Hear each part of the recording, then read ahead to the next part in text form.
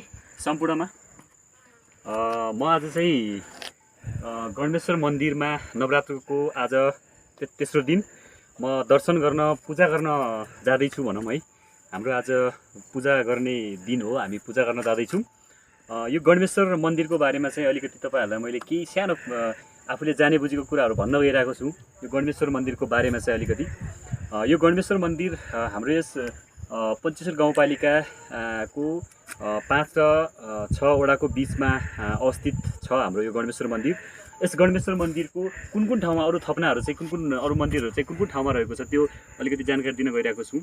हाम्रो पहिला पुरानो परम्परागत अनुसार चाहिँ हाम्रो यस गणेश्वरको मन्दिरको चाहिँ हाम्रो शिर चाहिँ यो गणेश्वर मन्दिर भनेको यो चमडाई माडोमा रहेको छ र यसको चाहिँ घाँटी चाहिँ हाम्रो बिजुलमा, जसको चाहिँ दाहिने हात उत्तराखण्ड चाहिँ हाम्रो उत्तराखण्डको रुम भन्ने ठाउँमा छ दाहिने हात चाहिँ, बायाँ हात चाहिँ हाम्रो पञ्चेश्वर 4 अम्चौराको बान्ना भन्ने ठाउँमा रहेको छ।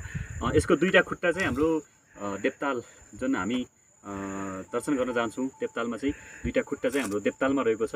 अरू बाँकी चाहिँ मैले जाने बुझेको कुराहरू तपाईँहरूलाई चाहिँ मैले सेयर गरेँ।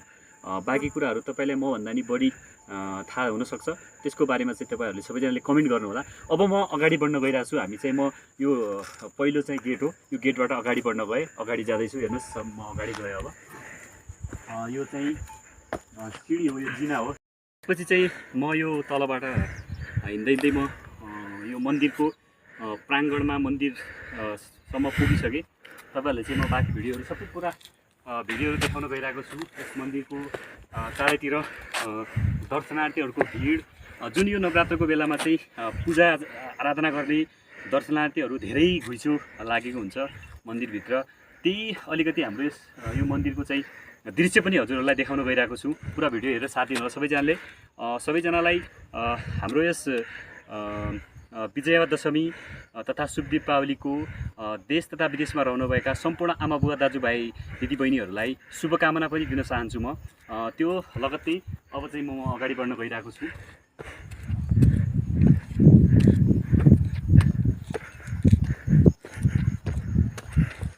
यो चाहिँ हाम्रो पश्चिमपट्टिको गेट हो, जुन यो गेटबाट हामी भित्र प्रवेश गर्छौँ। यो पश्चिमपट्टिको गेट हो।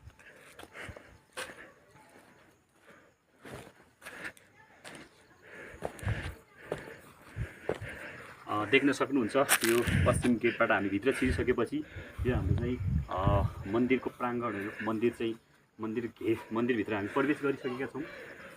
हामी मन्दिरबाट अब चाहिँ जुन यो चाहिँ अहिले नयाँ